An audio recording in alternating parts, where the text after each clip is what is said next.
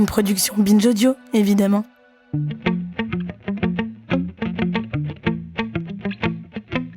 Salut, c'est Maëlle Diallo.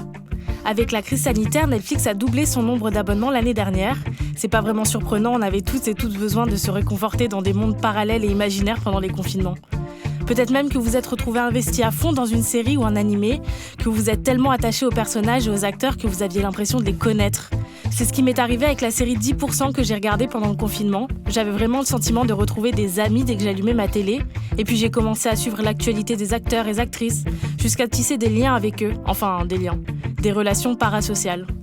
Une relation parasociale, c'est la relation à sens unique que l'on entretient avec les personnes connues. C'est ce qu'on appelle plus communément être fan. Et ma passion pour 10% s'est révélée pendant la pandémie, mais en vérité, j'ai toujours été une fan. Et je suis sûre que vous aussi, vous avez eu votre période. Peut-être à l'adolescence, quand vous accrochiez des posters dans votre chambre, et peut-être même que ça dure encore aujourd'hui et que vous espérez encore que votre acteur ou actrice préférée vous remarque sur Twitter. Notre relation à la fiction, aux gens qui la produisent, ça fait finalement partie de nos relations sociales quotidiennes. Alors on s'est demandé ce que ça voulait dire être fan, ce que c'était de tisser une relation parasociale et ce que ça pouvait nous apporter. Bienvenue dans Programme B.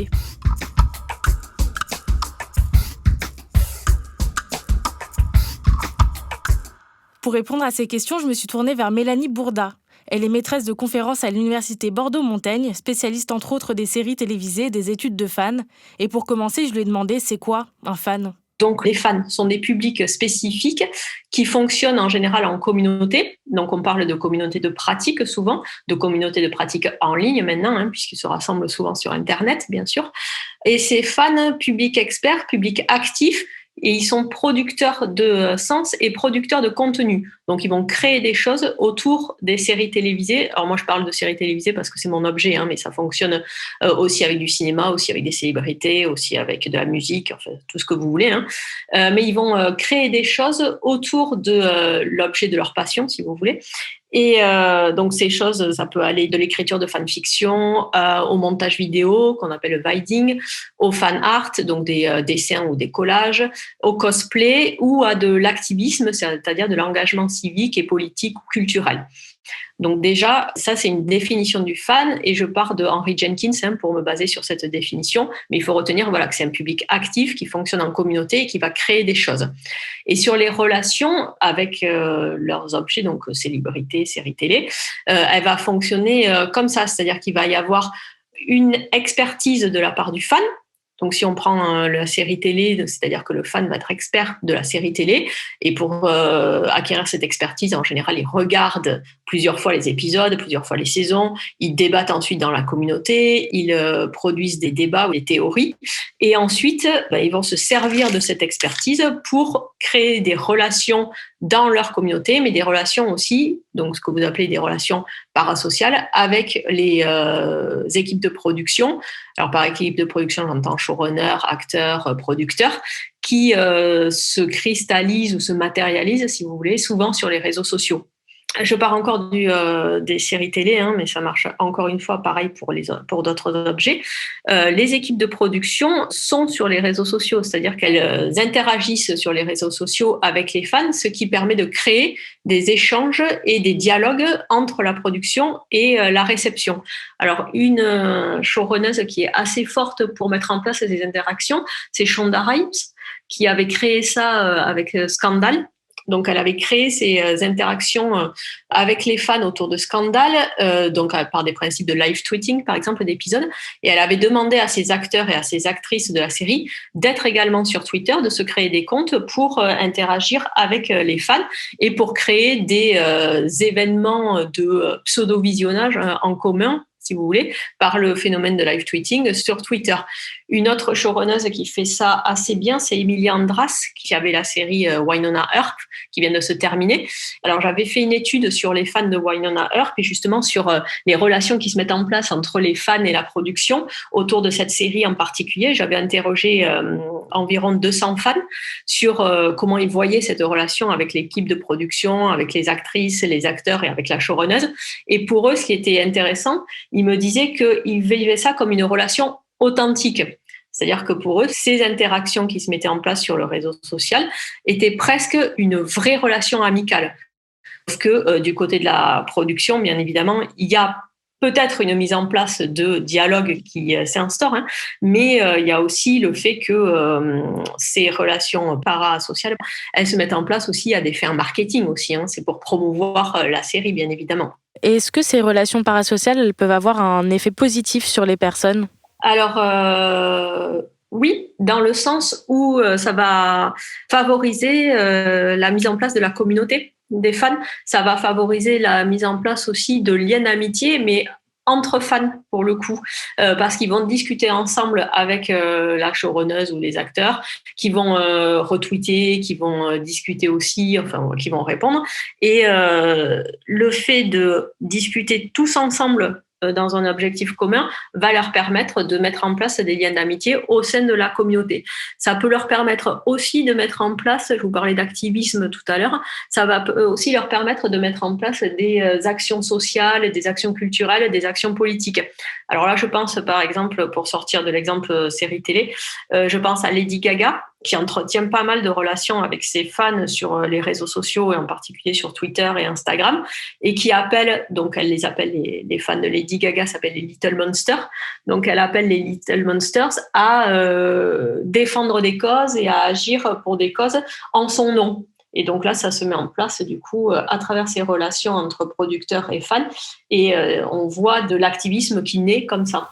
Et est-ce qu'il n'y a pas également un risque d'isolement si on est trop happé par ces relations parasociales et plus par le monde réel ? Alors, isolement, pas tellement, parce que, encore une fois, hein, les fans fonctionnent en communauté, donc ils sont à l'intérieur de leur communauté et ils seront toujours en discussion de toute façon avec les autres fans à l'intérieur de cette communauté. Ils seront toujours en créativité à l'intérieur de cette communauté.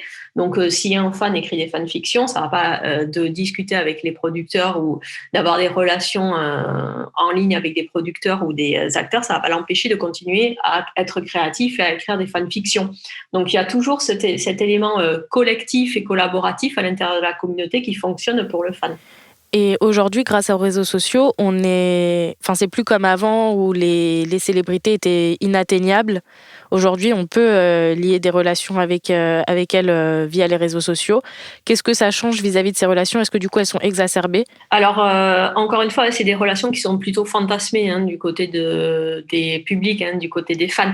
Alors certes, les showrunners et les acteurs et les actrices ont tendance à répondre aux fans, mais pas à tous, bien évidemment, parce qu'ils sont sollicités puissance 1000 sur les réseaux sociaux, donc ils peuvent pas tout gérer. Mais encore une fois, ça peut avoir aussi des effets pervers et ça peut aller jusqu'à du cyberharcèlement. Je pense à Damon Lindelof, donc le showrunner de Lost, qui a été obligé de quitter les réseaux sociaux parce qu'il s'était fait insulter suite au dernier épisode de Lost. Donc il avait eu même des menaces de mort de la part de certaines fans non satisfaits de la fin de Lost. Je pense aussi à Kelly Marie Tran, qui était l'actrice d'origine asiatique de Star Wars, qui s'est fait insulter aussi sur les réseaux sociaux par les fans de Star Wars, justement parce qu'elle était d'origine asiatique. Donc là, il y a eu un effet aussi de racisme assez important de la part des fans. Et on appelle ça, en fait, le phénomène de toxic fandom, donc les pratiques toxiques de fans. C'est-à-dire que c'est des sous-groupes de fans qui s'organisent justement sur les réseaux sociaux pour harceler, cyberharceler certains acteurs, certains showrunners, certaines actrices. Et la plupart du temps, c'est sous couvert de misogynie, sexisme, homophobie, grossophobie ou racisme, quoi. Donc ça peut avoir aussi cet effet pervers de cyberharcèlement. Et les célébrités ne sont donc pas à l'abri, quoi. Est-ce qu'on trouvait des formes de harcèlement de ce type avant l'avènement du numérique ? Oui, parce que comme toute pratique de fan, qu'elle soit positive ou négative, elles sont pas nées avec Internet, bien évidemment. Donc à l'époque, c'était des lettres, par exemple, qui étaient envoyées. Sauf que Internet a permis d'amplifier le phénomène. Alors d'amplifier le phénomène positif, mais d'amplifier le phénomène négatif aussi. Il y a certains chercheurs et journalistes qui parlent de fandom is broken. Donc les communautés de fans sont cassées ou brisées, justement parce que ces pratiques toxiques de fans sont plus visibles et il y a une meilleure organisation de la part de ces sous-groupes de fans.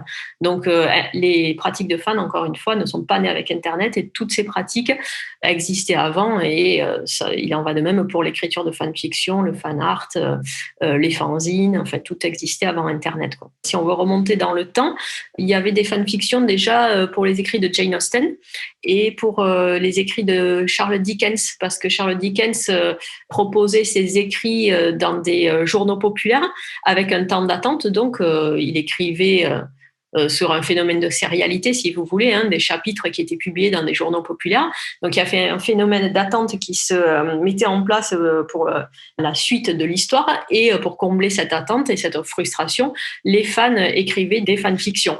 Et il y a aussi l'exemple de Arthur Conan Doyle et Sherlock Holmes. Donc, Arthur Conan Doyle avait fait mourir son personnage de Sherlock Holmes et sous la pression des fans, il a été obligé de le faire revivre. Donc, ça date pas d'Internet. Est-ce qu'on peut trouver des communautés de fans de n'importe qui, en fait? Ou est-ce qu'il y a des personnes plus aptes à amasser une communauté? Alors, les communautés de fans, effectivement, elles se cristallisent autour de, comme vous dites, n'importe qui ou n'importe quoi. C'est-à-dire, bon, moi je parle des séries télé encore une fois, mais ça peut être autour de personnalités de la musique. On a donné l'exemple de Lady Gaga tout à l'heure, mais ça peut être aussi autour de personnalités politiques.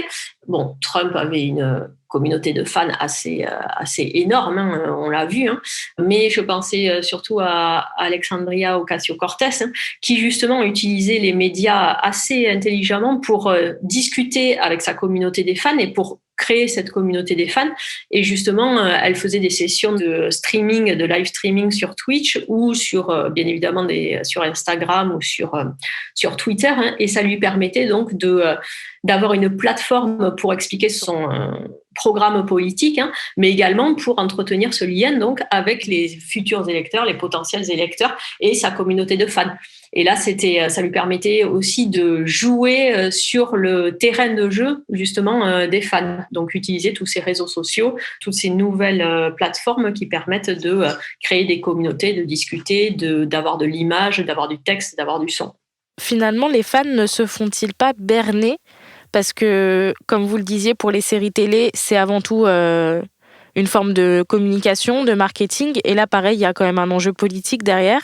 J'avais interrogé des fans, c'était pour Battlestar Galactica, il me semble, et pour Westworld, et ils me disaient qu'ils avaient totalement conscience que ce qu'ils faisaient, c'était pour de la promotion gratuite pour la série télé, mais ils le faisaient parce que justement, ça leur permettait d'être dans une communauté de fans, de partager dans une communauté de fans et d'avoir un sentiment d'appartenance dans cette communauté de fans. Donc c'est intéressant le fait qu'ils ont totalement conscience de l'aspect économique, mais qu'ils le font parce que ce sont des fans et que la communauté fonctionne comme ça. Ce qui est intéressant, c'est quand il y a des campagnes pour sauver les séries télé. Donc, on appelle les Save Our Show, les campagnes Save Our Show. Et justement, là, les relations parasociales, elles se mettent en place de façon assez intéressante sur les réseaux sociaux parce qu'en général, les showrunners appellent les fans avec qui ils entretiennent donc une relation sur ces réseaux sociaux, à essayer de sauver la série. Alors, c'est Eric Kripke, le showrunner de Timeless, qui avait fait ça assez bien sur Twitter. Il avait posté une lettre sur Twitter à tous les fans de la série en leur demandant de justement sauver la série en tweetant Renew Timeless et en disant pourquoi la série était importante pour eux et en tweetant ses contenus à la chaîne qui diffusait la série pour montrer qu'il y avait un public qui était prêt à regarder la série justement et à la sauver. Et pareil pour Wynonna Earp, pour sauver la série qui avait été menacée d'annulation après la saison 3. Emily Andras avait demandé aux fans de se mobiliser pour essayer de sauver la série sur les réseaux sociaux. Et ils s'étaient mobilisés non seulement sur les réseaux sociaux, mais ils avaient fait d'autres actions comme acheter des affichages numériques sur Times Square et donc montrer la mobilisation des fans pour la série. Et est-ce qu'on peut construire des relations comme ça également avec des personnages de fiction? Alors, le personnage de fiction va être plutôt utilisé par les fans comme étendard d'un activisme là aussi. Donc ils vont se servir des personnages, des valeurs qui sont portées par les personnages pour mettre en place des actions, encore une fois, politiques, sociales ou culturelles. Un des meilleurs exemples, c'est autour de Harry Potter. Donc les fans se posent la question de What would Harry Potter do? Donc que ferait Harry Potter dans cette situation-là? Et il y a des fans qui ont mis en place une association qui s'appelle la Harry Potter Alliance, qui justement, à partir des personnages de Harry Potter et à partir de la narration de Harry Potter, en particulier des livres, se mobilisent, s'organisent dans la communauté pour défendre des causes qui leur tiennent à cœur et qui pourraient être défendues par les personnages de la fiction. Justement, c'est intéressant que vous parliez d'Harry Potter parce que les fans d'Harry Potter ont un peu renié J.K. Rowling. Qu'est-ce qui se passe quand on est déçu par quelqu'un dont on est fan? Alors, la communauté, elle reste. Je veux dire, la communauté des fans de Harry Potter, elle existe toujours. Il y a toujours une communauté des fans de Harry Potter qui est très prolifique, qui continue de créer. Donc, même si un des acteurs ou le showrunner ou quoi déçoit, la communauté continue à produire des choses, à mettre en place des liens d'amitié à l'intérieur de cette communauté, à mettre en place de l'engagement social à l'intérieur de cette communauté et à augmenter l'univers par des créations. Donc, cette communauté, elle perdure même s'il y a déception par ailleurs, quoi. Est-ce que c'est bon pour la santé mentale d'être fan de quelque chose? Moi, j'envisage pas les fans du côté pathologique ou hystérique ou quoi que ce soit, donc du côté santé mentale. J'envisage plutôt les fans sur, comme je vous ai dit au début, la définition, un public actif, créateur de contenu, producteur de sens.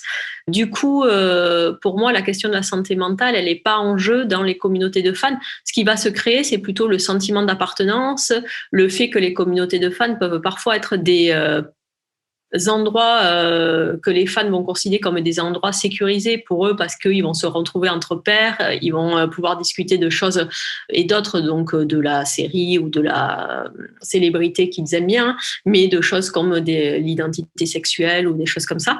Et donc moi, j'envisage plutôt là-dessus. Par contre, effectivement, dans les médias, ce qui est mis en avant souvent quand on parle des fans, c'est effectivement ce côté pathologisant et le fait que les fangirls sont vus comme des personnes hystériques et les fanboys sont vus comme des personnes obsessionnelles. Sauf qu'il faut aller au-delà de ça et comprendre donc comment fonctionnent ces communautés de fans, comment elles s'organisent, comment elles produisent. Elles drainent quand même des publics variés dans l'identité sexuelle, variés dans les ethnies, variés dans les âges.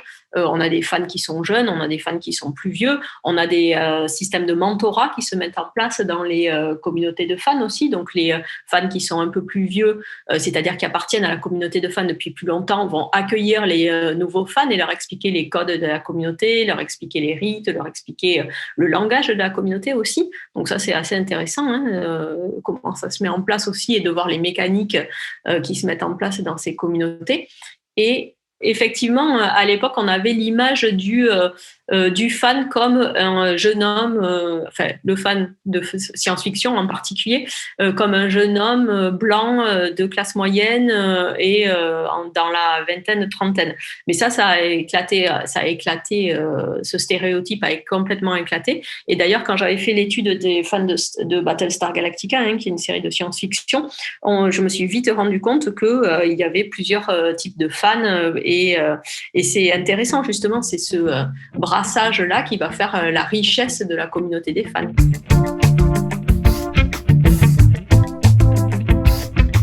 Passer les mises en garde, le plus important finalement dans les relations parasociales, c'est de les partager avec notre entourage du monde réel. Merci à Mélanie Bourda pour ses réponses. Programme B, c'est un podcast de Binge Audio préparé par Lorraine Bess, réalisé par Mathieu Thévenon. Abonnez-vous sur votre appli de podcast préféré pour ne manquer aucun de nos épisodes. Facebook et Twitter si vous voulez nous parler. Et à demain pour un nouvel épisode.